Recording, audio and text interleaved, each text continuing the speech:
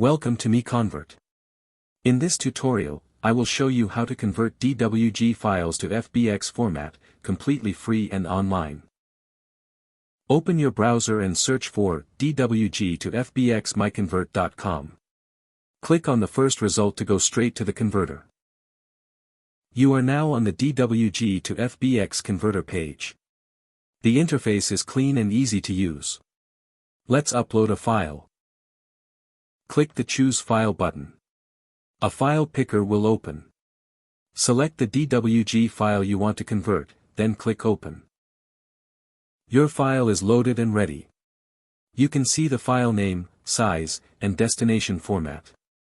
Click Convert now to start the conversion. The conversion is in progress. You can see the progress bar moving. This usually takes just a few seconds. Done. Your file has been successfully converted. Click Download to save the FBX file to your computer. That's it.